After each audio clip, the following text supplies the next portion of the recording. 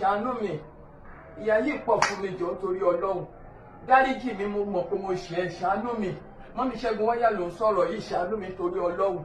ṣàánú mi ò ṣàánú Ṣẹ́gun ṣàánú mi mo fọlọ́run bá bẹ́ẹ̀ torí Ọlọ́run ọba mímọ́ ìyà yìí pọ̀ jù fún mi ìdààmú yìí pọ̀ jù fún mi ò ní rí dààmú Zlatan ò ní rí dààmú ṣàánú mi jọ nítorí Ọlọ́run Ṣẹ́gun Wáyà Zlatan ṣàánú mi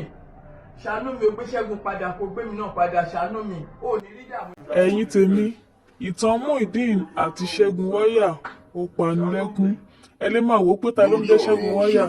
ṣùgbọ́n nínú fídíò yìí ẹ máa mọ ẹni tó ń jẹ́ Ṣẹ́gun Wáyà kò sí kẹ́ ẹ máa mọ̀ bẹ́ẹ̀ ṣe mo fídíò yẹn bá mi wo ìsàlẹ̀ nínú ọkọ̀ subscribe sí yẹn ẹ bá mi click lórí subscribe button yẹn ọ̀fẹ́ ní subscription kò ṣe ní ìjẹ́ òní ọwọ́ tẹ̀ fún tẹ subscribe button yẹn ẹ ò ní fi gbọ́mọ sí o nǹkan ilé máa fi máa ṣe ẹ farabalẹ̀ kẹ́ wo fídíò náà kẹ́ rí ẹ̀kọ́ kan méjì kọ́ láti ìran fídíò náà God bless you. bẹ́ẹ̀ náà ni Zlatan ṣe wà gbogbo alamọ̀ Zlatan ó ń kọjá lọ kí lorúkọ ẹ̀ Ṣẹ́gun Wáyà yìí ó wá pe Zlatan pé ẹjọ́ bọ̀dá ẹ fún mi lówó Zlatan wá wò pé ìwọ ọmọ kékeré báyìí tó ń tọrọ owó ní èjì tó bá dàgbà tán iṣẹ́ wo ló fẹ́ máa ṣe Ṣẹ́gun Wáyà wá sọ ó ní mo fẹ́ ṣaṣẹ́. iṣẹ́ wo ló fẹ́ ṣe tó bá dàgbà. ìfẹ́ ṣe yahoo yahoo ìfẹ́ máa tààtì. o fẹ́ máa ṣe kí ni. ìfẹ́ máa tààtì. ṣọpọ́ náà. ọ̀rọ̀ yẹn wá fọ́ ní sí Zlatan pé ìwọ ọmọ kékeré ibo ló ti gbọ́ ṣaṣẹ́ ó ní àní iṣẹ́ wo ló fẹ́ máa ṣe ò ṣe pilot ò ṣe dókítà ni ó ní mo fẹ́ ṣaṣẹ́ ọ̀rọ̀ yẹn wá fọ́ ní sí Zlatan wá mú fídíò yẹn ó wá postẹ̀ ìgbà tó postẹ̀ fídíò go viral bí fídíò yìí ṣe go viral inú Zlatan wá dùn ó wá padà mú Ṣẹ́gun Wáyà pé ok Ṣẹ́gun Wáyà o máa bọ̀ kó wá stay lọ́dọ̀ wa nígbà tí Ṣẹ́gun Wáyà lọ stay pẹ̀lú Zlatan Ọlámídé Bàdóò gbogbo alamọ̀ Ọlámídé Bàdóò ẹ̀yin náà mọ orú èèyàn tí Bàdóò jẹ́ ẹ rí i pé látìgbà tí Zazu tó ti ń ṣe gbogbo wérewère ẹgbà mi kò gbé dọ́dọ̀ Ọlámídé o because Ọlámídé dán ni nínú music industry now Ọlámídé wá gba Ṣẹ́gun Wáyà tọ́ lọ́wọ́ Zlatan ó fi Ṣẹ́gun Wáyà ó fi sí school. ṣé wọ́n sanwó school ẹ̀ máa yẹn. Ọlámídé ló sanwó school. Ọlámídé ló sanwó school ẹ̀. Now go back to your class. Look at how much Ṣẹ́gun is paying per term. It's 6,500 naira. wọ́n san school fees ẹ̀ wọ́n fún lóúnjẹ wọ́n raṣọ fún wọ́n ṣe everything fún ṣùgbọ́n nígbà tó dọjọ́ kan àwọn ẹ̀gbọ́n àdúgbò wọn ìyá Ṣẹ́gun Wáyà wọ́n sọ fún pé Zlatan kàn fi Ṣẹ́gun Wáyà pa owó ni wọ́n ní kó gbé ìgbésẹ̀ lára ìgbésẹ̀ tí ìyá Ṣẹ́gun Wáyà wá gbé òun náà ni ẹ ti rí báyìí tí àwọn ẹ̀gbọ́n àdúgbò àwọn boys àdúgbò wọ́n lọ na Zlatan.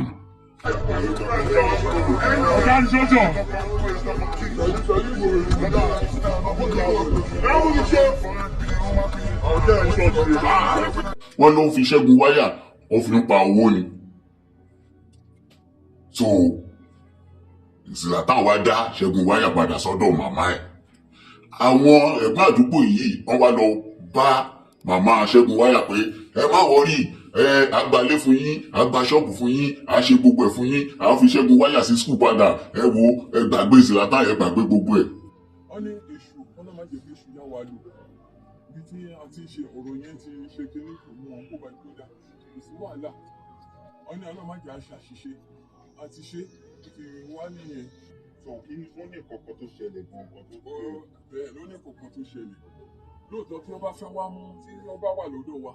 Zlatan á mú wá sọ́dọ̀ mi tó bá ti rí kọ́nà fẹ́ rí Zlatan tó á tó wọn grace á ṣàgbá gbogbo àṣẹ dáadáa gbogbo àdẹ̀ tún dé á tún wọn wá padà wọ́n lọ bí ọ̀sẹ̀ bíi oṣù méjì àwọn bọ́ọ̀sì tó wá mọ ọmọ la yẹn tó bá ní Ṣẹ́gun tó káàkiri Ṣẹ́gun kí ló ṣẹlẹ̀ àtúnrí ẹ ní TikTok náà kí ló kàn náà àwọn ọmọ tí Zlatan rẹ ṣe òkè lẹ́kọ̀ọ́ ṣe pẹ̀lú ọ̀gbìn òde yà sọ ọgbọ́n táwọn yẹn bá ṣe á tún gbé sókè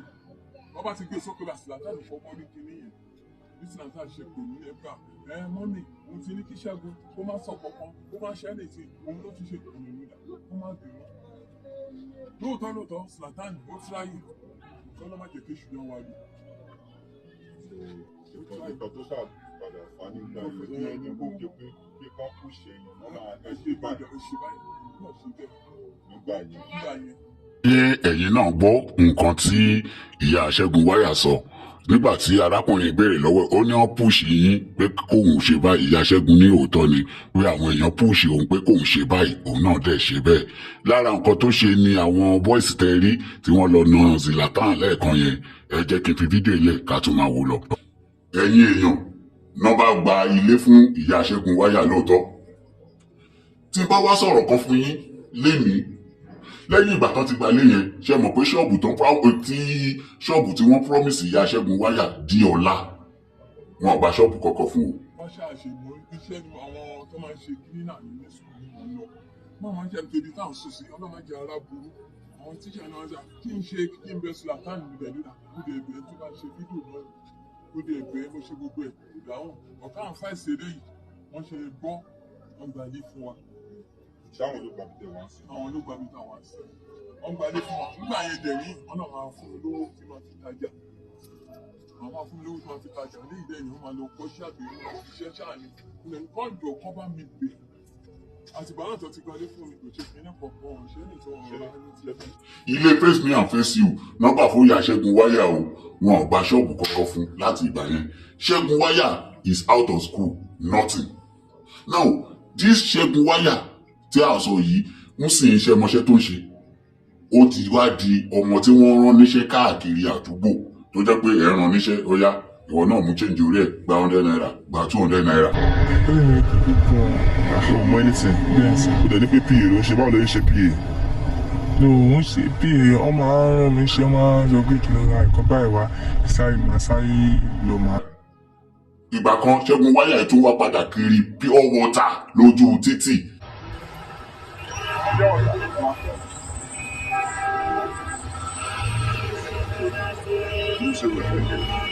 ẹni tó ti wà pẹ̀lú Ọlámídé ṣẹ̀ṣẹ̀ àwa náà mọ̀ bọ́lámídé ṣe jẹ́ nínú music industry ká ní pé wọn ò mú ọmọ yẹn gbà yẹn Ṣẹ́gun Wáyà ṣe é ṣe by now kó náà ti wà lára àwọn tó ń kọ hip hop tó ti máa travel out tó ti máa lọ sí òyìnbó tó ti máa ṣe gbogbo ẹ̀ bẹ́ẹ̀ torí àwọn ẹ̀gbọ́n àdúgbò tó ti promise ìyá ẹ̀ pé wo kinní kan agbalé fún yín á ṣe gbogbo ẹ̀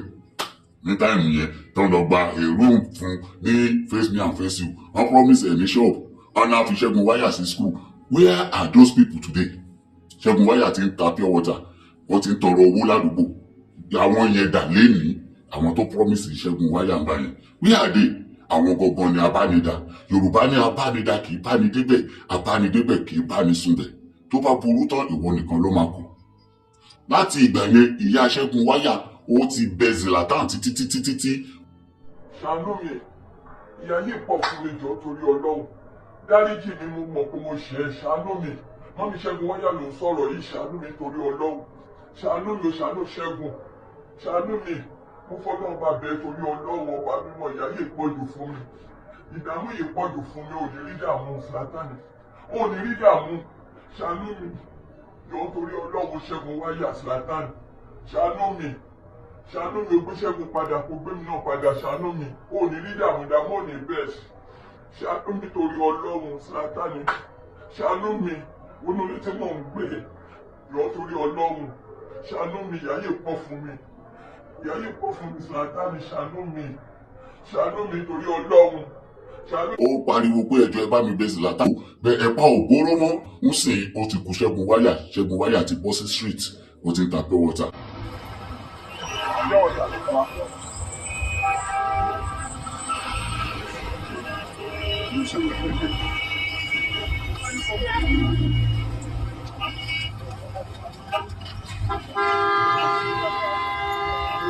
now ṣe rí pé sítórì ọmọ yìí àti Muyideen ó jọra wọn báwo ló ṣe jọra wọn ni pé Muyideen ẹ̀gbẹ́ títì ní Àgbàlá Gabriel ti rí ó wò pé arákùnrin yìí kì í ṣe wèrè ìṣẹ́ àti òṣì ló sọ di bó ṣe wà yìí gẹ́gẹ́ báwa náà ṣe wò ń gbà yẹn òkè ó yá wàá pàdé mi ní church ó pe owó ó sọ fáwọn èèyàn arákùnrin yìí a fẹ́ tún ayé ẹ̀ ṣe a fẹ́ kọ́lé fún a fẹ́ ṣe gbogbo ẹ̀ àwọn èèyàn dáwó lẹ́yìn ìgbà yẹn tó dáwó ilé tán wọ́n tún gba ṣọ́ọ̀bù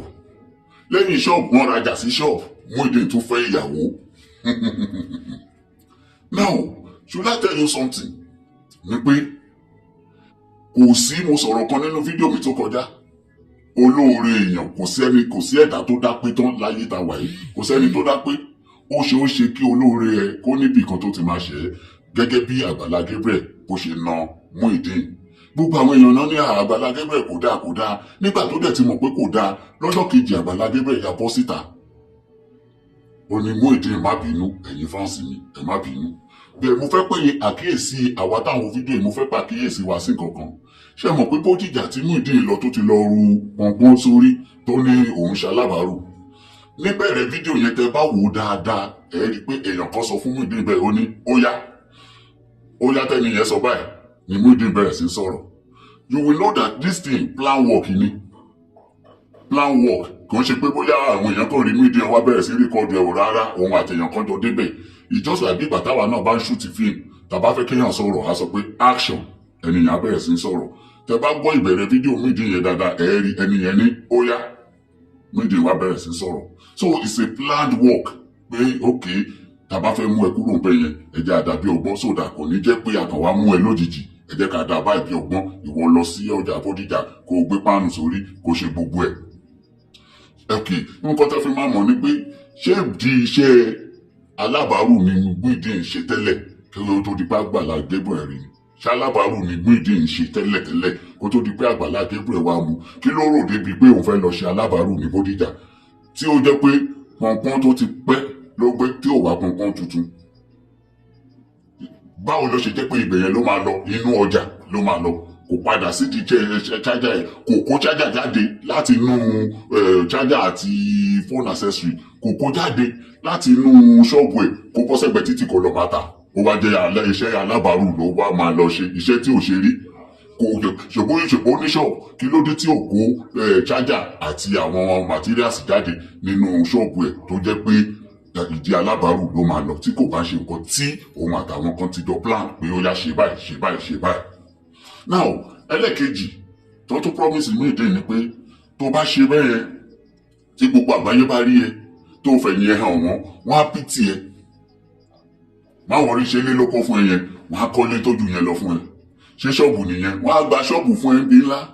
tó jẹ́ pé ayé ẹ máa nítumọ̀ padà kìíní kan. Muyideen náà wá gbọ́ ọ̀rọ̀ yìí àmọ̀ràn èyí lòun náà tẹ̀lé gẹ́gẹ́ bí wọ́n ṣe sọ fún ìyá Ṣẹ́gun Wáyà pé màmá àgbálẹ̀ mi fún yín àfọmọ yín sí skul àáràn lọ́wọ́ àṣí ṣọ́ọ̀bù fún yín bó ṣe promise Ṣẹ́gun Wáyà àti ìyá Ṣẹ́gun Wáyà nígbà yẹn tí ìyá Ṣẹ́gun Wáyà náà fi rẹpẹtẹ tó ń dúró de ìlérí àwọn èèyàn. So the same thing ló ń ṣẹlẹ̀ sí Muyideen lọ́wọ́ gbogbo promise tí wọ́n ṣe fún ní táìmù yẹn pé àṣelé mi fún ẹ àṣebáì fún ẹ àṣelé fún ẹ àṣelé òun ló mú Muyideen tó fi wùwà tó fi ṣìwàwù dé lẹ́vù yẹn. Wọ́n máa ń pe èèyàn máa ń wẹ̀yìn wò mo sọ̀rọ̀ kan nínú fídíò tí mo ṣe kọjá pé tí èèyàn bá ṣẹ̀ ẹ́ wàá máa wò ó pé ká ní kò ń ṣe pé ni ti ṣe báyìí fún mi rí pé nǹkan tẹ́ ṣe fún mi yìí mo mọ nǹkan tó yẹ kí n ṣe fún yín padà o ṣùgbọ́n ẹ ti ṣe rere báyìí fún mi rí ẹ ti ṣe rere báyìí fún mi rí irú ẹni bẹ́ẹ̀ yẹn lọ́lọ́run máa ń gbèsè yín ẹ̀ kò ń ṣe pé torí pé wà àtẹ̀yàn ti jà ó wá lọ ń ro ẹjọ́ ẹni yẹn láì dáa ó wá bẹ̀rẹ̀ sí sọ̀rọ̀ ẹni yẹn láì dáa láburú láti bà yé ẹni yẹn jẹ́. Ẹ lọ wò dáadáa àwọn ọmọọṣẹ́ tó jẹ́ pé ẹlòmíì máa kúrò lọ́dọ̀ ọ̀gá ẹ̀ a wá bẹ̀rẹ̀ sí sọ ọ̀gá máa ní àkílódé tó kúrò lọ́dọ̀ ọ̀gá ẹ̀ ní ó fẹ́ bá òun sùn ni òun ò wá gbà ló wá ní kó máa lọ. There are a lot of people that dey do that. Ẹ lọ wo ibi tí ayé wọn máa ń lọ ibi tó máa ń yọrí sí at the end of the day. Ìwọ tó bá kúrò nílé iṣẹ́ kan àwọn tó ń gbàyàn síṣẹ́ náà wọ́n ti gbọ́n tó bá lọ síbi iṣẹ́ tó lọ ṣe interview fún ẹ tó fẹ́ lọ ṣe interview níbi iṣẹ́ wọ́n wá béèrè lọ́wọ́ ẹ pé kí ló dé tó kúrò níbi iṣẹ́ tó ti ń bọ̀ ó wá bẹ̀rẹ̀ sí ba ilé iṣẹ́ yẹn jẹ́ má jẹ́ kí n tàn ẹ́ o ti fail interview yẹn already o lọ síbi iṣẹ́ kan o lọ ṣe interview bẹ́ẹ̀ wá ní kí ló dé tó fi kúrò níbi iṣẹ́ tó ti ń bọ̀ ó wá bẹ̀rẹ̀ sí ba ilé iṣẹ́ yẹn jẹ́ ọ̀gá mi ó rí báyìí ìwà báyìí ló wù ilé iṣẹ́ yẹn ò dáa kìnìún kan o ti fail interview tó ṣe lọ ṣe because when you leave the place as well bó ṣe máa lọ ba ayé wọn jẹ́ tó máa sọ oríṣiríṣi náà nípa tiwọn nìyẹn jùgẹ̀. So ibi tí mistake Muyideen ti wá ni pé kò wá rí àwọn alámọ̀ràn gidi nígbà tọ́rọ̀ yẹn ṣẹlẹ̀ Ajígini lọ ń gbé kámẹ́rà sí lójú gbogbo ọ̀rọ̀ tó ń sọ lọ́dọ̀ Ajígini yẹn you could have stopped him pé má sọ bẹ́ẹ̀ olórí ẹ̀rí má sọ bẹ́ẹ̀ mọ́ má sọ pé kínní ẹjẹ́ àkànlọ́ sọ̀rọ̀ lórí pọ́nà ẹ̀ kádẹ̀ wò tó bá sì fẹ́ dúró bẹ́ẹ̀ dúró tó bá mọ̀ pé ó dúró ẹjẹ́ àti ẹ̀kọ́kọ́ lọ ká wò bí ọ̀rọ̀ ṣe máa parí bẹ́ẹ̀ instead of that gẹ́gẹ́ bí Muyideen ṣe sọ ó ní Ajígini fi òun wá followers ni bó ṣe ń gbé òun sẹ́gbẹ̀ẹ́ ó tọ́ dẹ̀ ni òkú ni Muyideen wá dẹ́gbẹ̀ẹ́ nígbà tó fẹ́ ṣe wá sí ọmọ ilé kéwú tó ṣe gbà àyè ọmọ ilé kéwú wà lẹ́yìn náà àyè tó fẹ́ jáná sí fún Ajígini ló yẹ kó wà lẹ́gbẹ̀ẹ́ Ajígini Ajígini Muyideen tó ṣe bẹ̀rẹ̀ ilé kéwú lọ́dọ̀ ẹ̀ kò tí ì ní ráǹkì àti máa jókòó sẹ́gbẹ̀ẹ́ àfà táfà bá ń ṣe wá sí ẹ̀yìn láàrin ọmọ ilé kéwú ló wà tí ó bá jẹ́ pé tí ó bá ṣe pé lóòótọ́ Ajígini fẹ́ fi Muyideen wà followers now kánítà Ajígini àti àwọn àfà ìkọ́sígbà tí Muyideen máa sọ̀rọ̀ ó ní Ajígini àǹkó definitely àwọn èèyàn pọ̀ tọ́jọ́ plan kìíní yẹn bẹ̀ tọ̀rọ̀ yẹn ò wá rí bẹ́ẹ̀ mọ́ fine now ìwọ Muyideen fún ara ẹ àfibisó lóore èèyàn ni Muyideen now òótọ́ Ajígini ò fún ẹ ní $1 bẹ́ẹ̀ true Ajígini làwọn èèyàn máa ṣe fún Muyideen ní náà ṣe fún ìyá Muyideen ní $250 o true Ajígini ni o pé o ní POS o ní gbogbo ẹ̀ torí pé Ajígini gbé e síta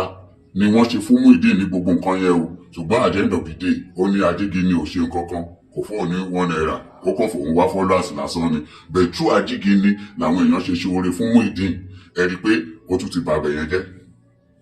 now ìgbà tó máa sọ tàgbàlá Gabriel ní pásítọ̀ yẹn ó kàn mú mi kúrò níbi tí mo ti ń tajà lásán ń fi mí powó ní nílùú jìbìtì ó fẹ́ powó ó kọ́lé fún ẹ èló ni $1 ẹ nínú owó ilé ó fẹ́ fi ẹ powó ó ṣe ṣọ́ọ̀bù fún ẹ èló ni $1 ẹ nínú ẹ ó rajà fún ẹ èló ni $1 ẹ nínú ẹ ó ṣe wedding èló ṣó ní $1 nínú owó wedding ó dẹ̀ fẹ́ pawó ni. so nǹkan tí Muyideen ẹ̀yin èèyàn tẹ́ ti mọ̀ nǹkan tí Muyideen fẹ́ gangan ni pé ìgbà tágbàlá Gabriel tó rèsì owó kò lóun fẹ́ rèsì owó kò ń kó fún ẹ ó lóun fi rèsì owó òun fẹ́ kọ́ ilé fún ẹ kò lóun rèsì owó pé òun fẹ́ kó owó fún ẹni yìí náà ṣé kó kó owó yẹn fún ẹ kó lọ fi ta tẹ́tẹ́ ni kò lóun rèsì owó pé òun fẹ́ kó fún ẹ o ó lóun rèsì owó òun fẹ́ kọ́lé fún ẹ and he is the contractor so owó tó rèsì owó tó fẹ́ fi kọ́lé fún ẹ ni kò ní owó tó fẹ́ kó fún ẹ kò ní pé ìwọ ló fẹ́ máa kówó fún bricklayer tó fẹ́ kówó fáwọn tó fẹ́ pọnmi ó fẹ́ kówó lọ ra páànù no ó lóun fẹ́ rèsì owó kó ń kọ́ ilé fún ẹ so má expect pé ó máa wá gba owó àwa kò lé ẹ lọ́wọ́ torí pé àwọn tí ó ti Muyideen nínú ọ̀rọ̀ Muyideen ni pé ó ní lórí gbogbo owó yẹn Àgbàlá Gabriel lò fóun ní nǹkan kan o kò fóun ní nǹkan kan kò lóun fẹ́ rèsì owó kó ń kó owó fún Muyideen o ó lóun fẹ́ rèsì owó kó ń fẹ́ fi kọ́ ilé ó dẹ̀ kọ́ ilé náà ó gbà ṣọ́ọ̀bù ó rajà síbẹ̀ Muyideen ilé ẹ̀ ní sólà ilé mélòó ló ní sólà tí ó bá múná lọ ilé ẹ̀ ní sólà ilé ẹ̀ ní jẹnẹrétọ̀ ṣọ́ọ̀bù ẹ̀ ní jẹnẹrétọ̀ tó bá múná lọ ilé èèyàn mélòó ló ní jẹnẹrétọ̀ ló ní sólà. so well anyway èmi ò mọ̀ bóyá àtúnṣe ṣì wà but àmọ́ kàn máa rọ ìyá Muyideen ẹ padà lọ sọ́dọ̀ kẹ́ ìyá Muyideen kó lọ tọrọ àforíjì lọ́dọ̀ Àgbàlá Gabriel mi ò ní kí Muyideen padà o bẹ́ẹ̀ kọ́kọ́ tọrọ àforíjì fún ọ̀rọ̀ ìbàjẹ́ tí Muyideen ti sọ so that nǹkan ò ní worst fún ju bó ṣe wà yẹn lọ. Ọjọ́ advice mi God bless you. ẹ jọ̀ọ́ gbogbo àwa tí àwọn fídíò yìí Ọlọ́run mo fi bẹ̀ yín ẹ bá mi wo ìsàlẹ̀ níbi tí wọ́n kọ subscribe sí yẹn ọ̀fẹ́ ní subscription kò sẹ́ni tó máa jáwọ́ yín ọwọ́ yín tẹ́ fi ń bá mi tẹ subscribe yẹn ní orúkọ Jésù ẹ ò ní fi gbé ọmọ sí o God bless you.